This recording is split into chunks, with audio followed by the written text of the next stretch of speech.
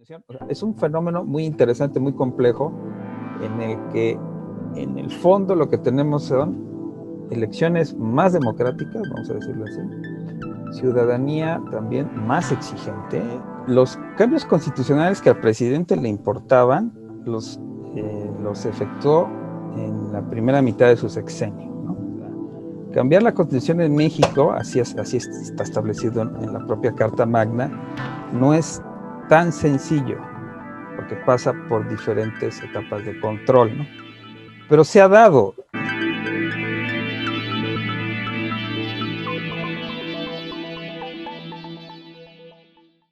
¿Qué tal? Gracias por acompañarnos nuevamente. Nos encontramos con el doctor en Ciencia Política, Herbie Rivera González, quien cuenta con trayectoria en el servicio público, tanto en el gobierno del Distrito Federal como en el gobierno del Estado de Puebla, y actualmente es docente en la licenciatura en Ciencias Políticas de la Facultad de Derecho y Ciencias Sociales de la UAP. Bienvenido, doctor. ¿Qué tal? Muchas gracias.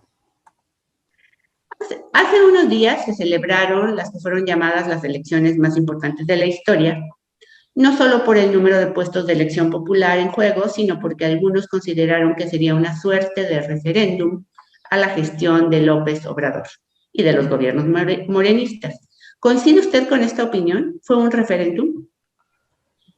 Eh, pues no olvidemos que habrá un referéndum el próximo año, que además el presidente desde el inicio de su mandato está muy interesado en que se efectúe, se celebre.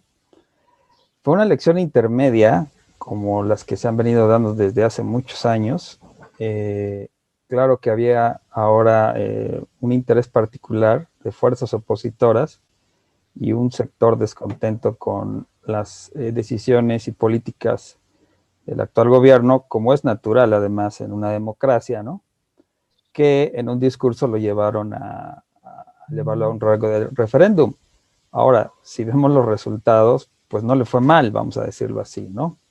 No le fue mal y ya se ha dicho mucho, he escuchado muy buenos análisis de colegas, tanto en Puebla como en la Ciudad de México, ¿no? En el que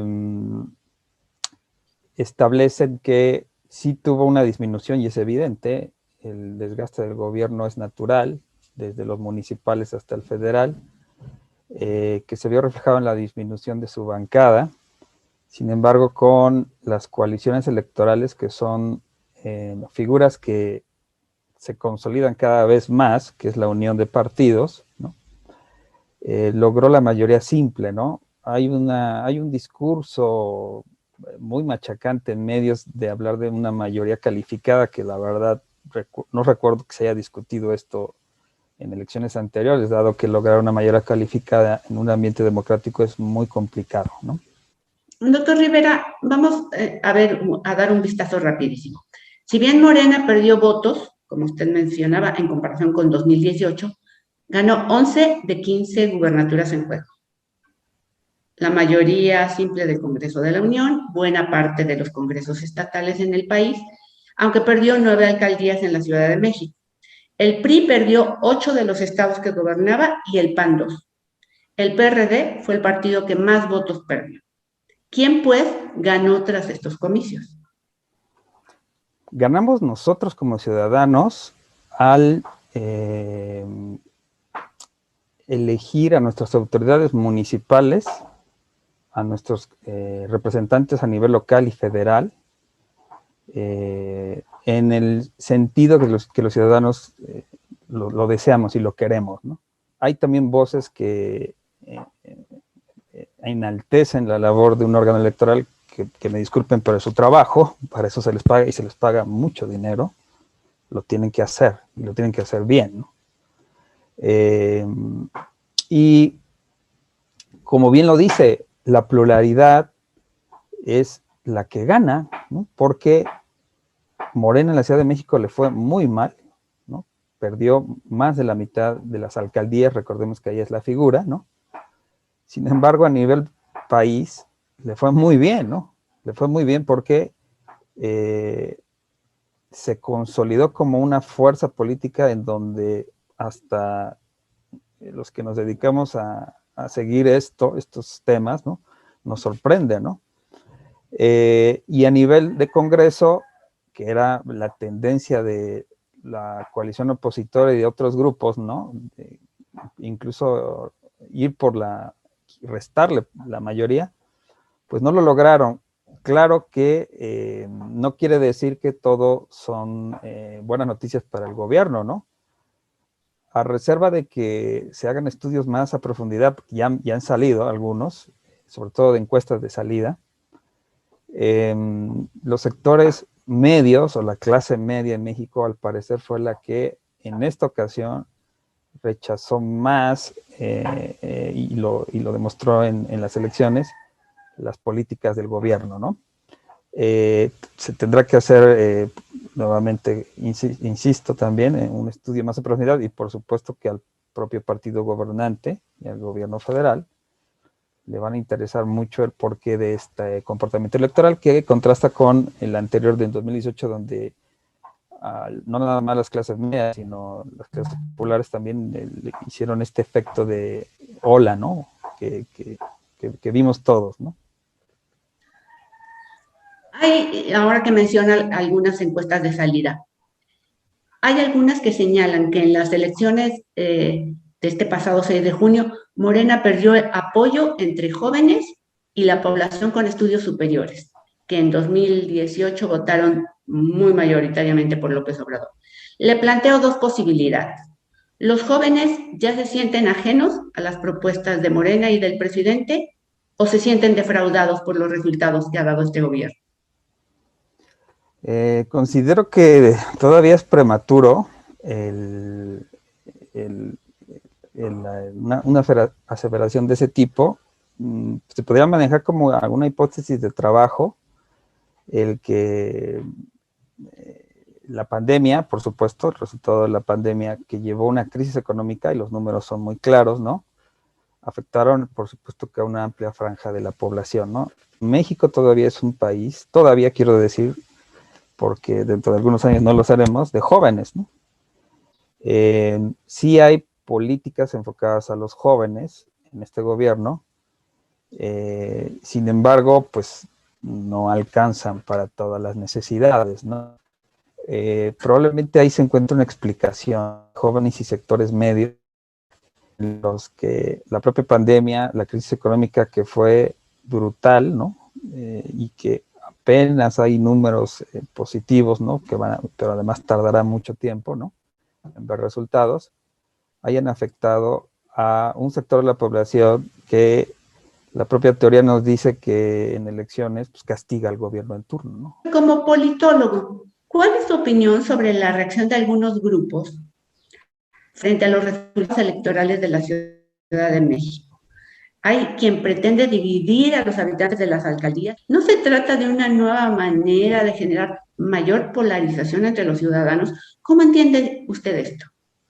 Hay sectores que les conviene, vamos a decirlo así, esta polarización, ¿no? Si uno entra a las redes sociales, sobre todo Twitter, que desde hace ya algún tiempo ya no es una vía o un medio para el intercambio de ideas, sino lo que prevalece ahí es el insulto, ¿no? Los bots, cuentas falsas, vaya, entonces es lamentable, ¿no? Porque además ya es muy evidente, ¿no? Y uno prefiere mejor tener ese diálogo en otras plataformas o en otras vías, ¿no? Y bueno, consultarlo nada más como un referente, ¿no? Sí hay grupos que les conviene, en este caso el presidente también lo alienta porque tiene una estrategia de que las posiciones sean muy claras, ¿no? Quienes lo apoyan con sus políticas y quienes están en contra de sus políticas, ¿no? Por eso, volviendo a su primera pregunta del referéndum, que algunos sectores lo quisieron llevar digamos a decirlo así, como un tema, ¿no? A favor o en contra del presidente, sí tiene una disminución de votos que se traduce en curules de la Cámara de Diputados, ¿no? Sin embargo, también tiene un aumento en las gobernaturas. Sin embargo, también tiene en la Ciudad de México, que es el bastión de la izquierda en el país, una disminución. O sea, es un fenómeno muy interesante, muy complejo, en el que en el fondo lo que tenemos son elecciones más democráticas, vamos a decirlo así, ciudadanía también más exigente, porque en la Ciudad de México castigó, y en Puebla también, por cierto, a autoridades municipales, ¿no? O sea, un voto de castigo. Y no olvidemos que también, por primera vez, a nivel de elecciones federales, está la reelección, ¿no? El principio de la reelección, que sí hay un rechazo natural después de décadas de que nos enseñaron en la primaria, ¿no? Sufragio efectivo, no reelección, ¿no? Sin embargo, es una reforma que llegó para quedarse y que le calculo que quizás en 2 o 3 elecciones más ya el ciudadano tendrá una conciencia clara y plena de por qué la reelección y podrá usar ese voto en uno o en otro sentido. Los que parece que no lo tienen muy claro son los políticos, que creen que una reelección es cualquier cosa y bueno, si yo pierdo, no pasa nada. No, sí pasa, su carrera política se termina. Un político que pierde en reelección difícilmente logra salir avante porque el público, bueno, el electorado en este caso, la gente, lo rechazó su gobierno, sus políticas, sus acciones, ¿no? Lo rechazó en un ejercicio democrático, ¿no? Nosotros, y ese es, vamos a decirlo así, nosotros como ciudadanos lo vamos a entender antes que ellos, ¿no? Doctor, ¿qué lectura le da a los resultados electorales en Puebla? En Puebla hay un fenómeno muy interesante, ¿no? Hace 3 años tuvimos una ola morena que nos sorprendió a todos, ¿no? Después de que la izquierda por décadas no había ganado posiciones, no obstante que la figura del presidente López Obrador en las 2 elecciones como candidatos desde el 2006 y el 2012 tuvo muy buena aceptación y muy buenos números, pero exclusivamente él. En el 2018 hay una ola impresionante, que lo vimos, fue nacional, ¿no? Y que le dio la posibilidad a figuras de todo tipo a ser representantes locales, federales y a nivel municipal. Y ya vimos que el gobierno es otra cuestión muy distinta a las candidaturas, ¿no?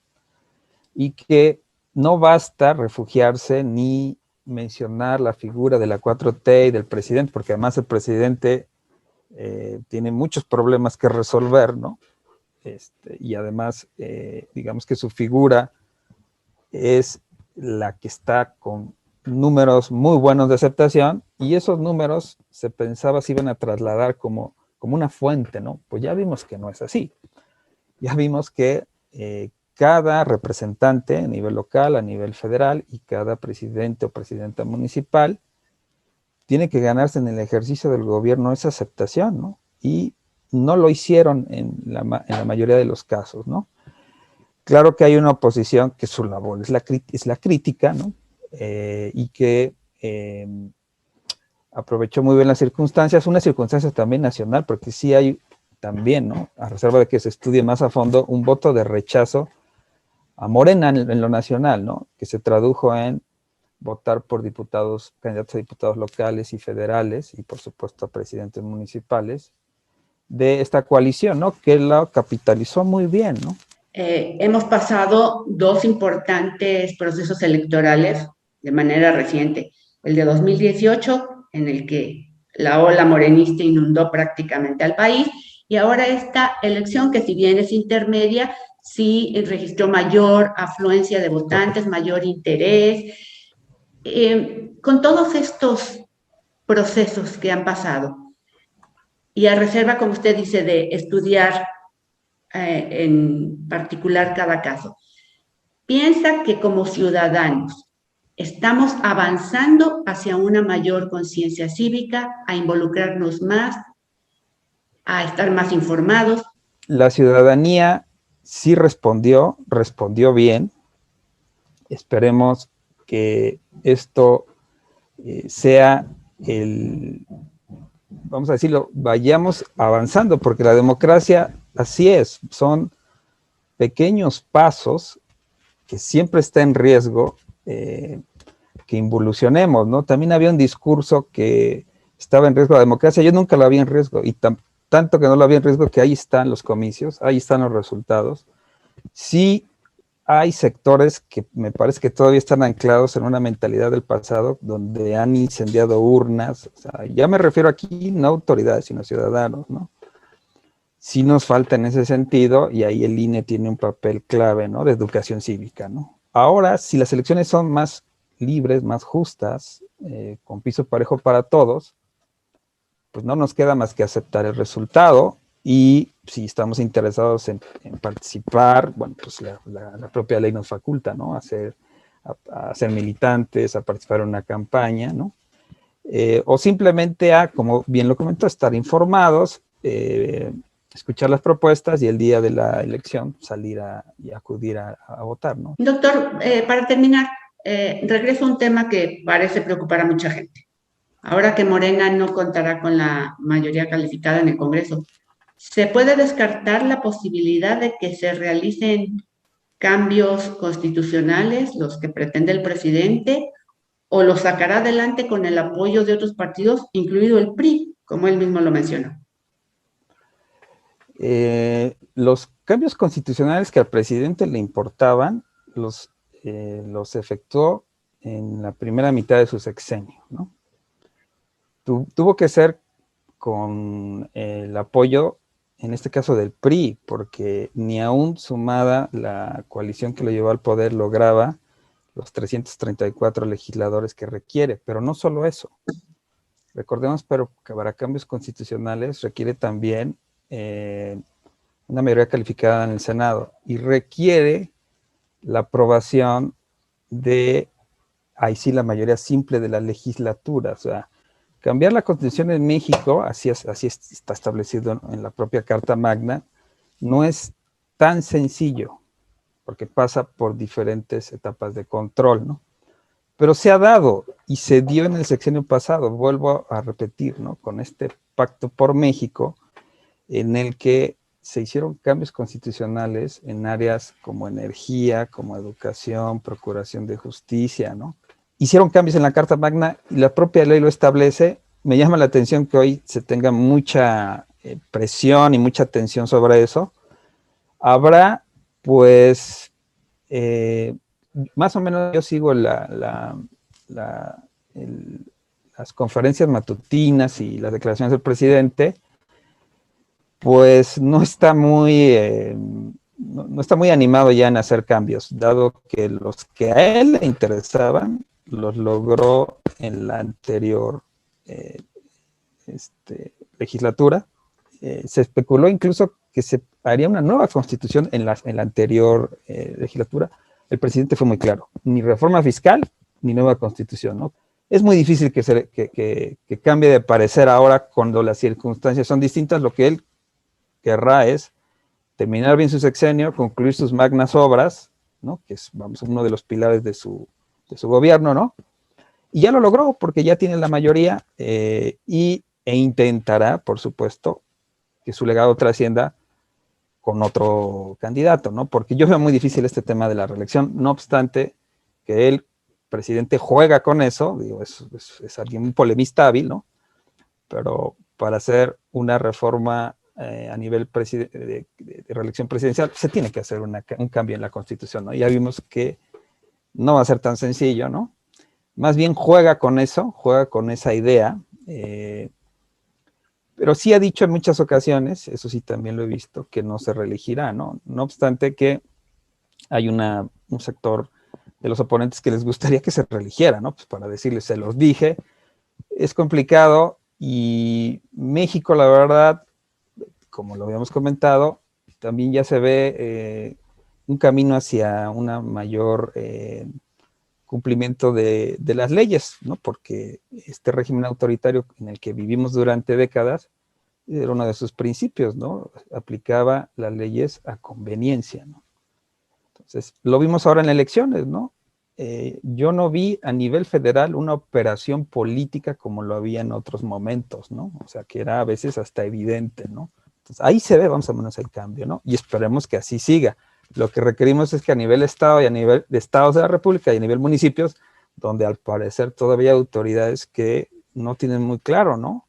Que no deben participar en elecciones ni intervenir, salvo, o sea, que debe estar muy limitado. Ahí es, digamos, lo pendiente, ¿no? A nivel local y a nivel municipal, ¿no? Doctor Rivera, cuéntenos para terminar, ¿qué libro está leyendo? Yo estoy leyendo ahorita, de hecho lo tengo acá porque aquí tengo mi librero, ¿no? Si lo puedo mostrar en pantalla. Claro.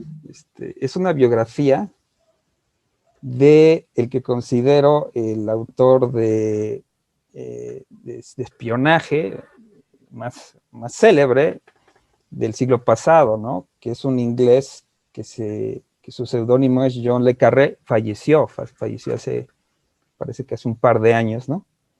Y que escribió su biografía, ¿no? La empecé a leer, es muy interesante porque además él se caracterizó siempre por ser alguien muy,